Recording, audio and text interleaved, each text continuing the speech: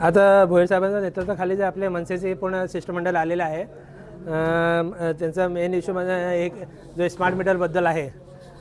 तर ॲक्च्युली आपण जर बघायला घेतलं तर स्मार्ट मीटरचे बेनिफिट्स भरपूर आहे. कदाचित आमच्याकडून ते संवाद जे साधायचा होता ग्राहक लोकांचे ते थोडंसं कमी पडलं असेल.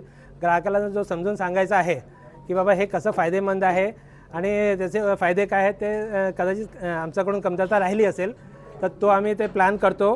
आणि तो प्लॅन करून म्हणजे सगळे जे बिल्डिंग आहे, जे काय चाल वगैरेचे त्यांचे असोसिएशन्स वगैरे असतील, त्यांची आमच्या अधिकारी लोकांना सांगतो त्यांची मीटिंग घ्यावी आणि त्यांना समजून त्याचा फायदा सांगावं काय आहे. सर 24 तासाचा 8 मीटर लावून आहे असं नाही आहे. मेसेज आपण वाचला तर 48 तासानंतर आम्ही ते रिप्लेस करू असं मेसेज आहे. याच्यामध्ये एक सांगतो सर, आपलं जर गॅजेट बघितलं आपण गव्हर्नमेंट ऑफ इंडियाचं आणि CEAचं जे सेंट्रल इलेक्ट्रिसिटी ऑथॉरिटी आहे त्यांचा गॅजेट बघितलं तर सगळं आपल्याला जो मीटर आहेत आज नाही तर उद्या सगळे जे आहेत स्मार्ट मीटरने चेंज करायचं आहे. कारण जुन्या मीटरमध्ये भरपूर काही दोष येत होता की म्हणजे त्याचं आपण रीडिंग एक माणूस जात होता रीडिंग घेणार, त्याच्यामध्ये चुका होतात वगैरे भरपूर काही इश्यूज होते ग्राहकांचे. हां, काही जसं साहेबांनी पण म्हटलं आणि बाकी प्रतिनिधी लोकांनी पण म्हटलं काही कंप्लेंट्स आहेत आमच्याकडे, तर त्याच्यामध्ये आम्ही प्रयत्न करतो की जेवढा लवकर इमिडिएट सॉल्व्ह होऊ शकतो तेवढं. म्हणजे ग्राहकाचा जे काय आहे त्याचं साईटवर आहे. काही ठिकाणी आम्हाला भेटलं आहे की त्यांच्याकडे वायरिंगचा पण इश्यू आहे काही लोकांकडे, जास्त नाही आहे. सर आपल्याकडे दिलं तर आनंद होईल का आपल्याला?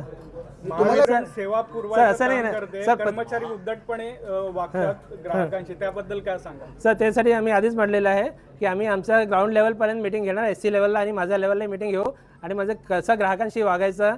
म्हणजे पदाधिकारी तर ठीकच आहे, पण ग्राहकांशी पण कसं वागायचं ते आम्ही त्यांना निर्देश क्लिअरली देणार. तसे 2 दिवसापूर्वी MECB कडून एक मेसेज फिरतोय की 48 तासामध्ये स्मार्ट मीटर लावून घ्या. तेव्हा लोकांमध्ये भीती निर्माण झाली, तर प्रत्येक नागरिकांनी मनसेकडे धाव घेतली. आणि मला असं वाटतंय की हे जे सत्ताधारी आहेत हे अडाणीचे घरोघरी वीज मीटर हे स्मार्ट मीटर पोचवणारे हे सेल्समॅन आहेत.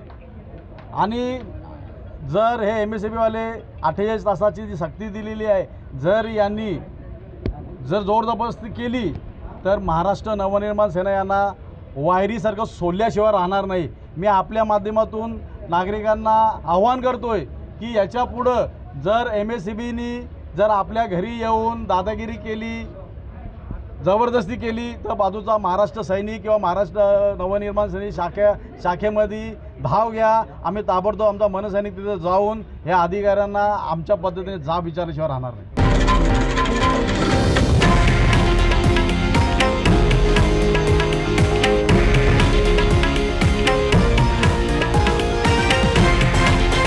हे आहे देशातील नंबर 1 न्यूज नेटवर्क आणि आपण पाहत आहात TV9 मराठी, एकमेव.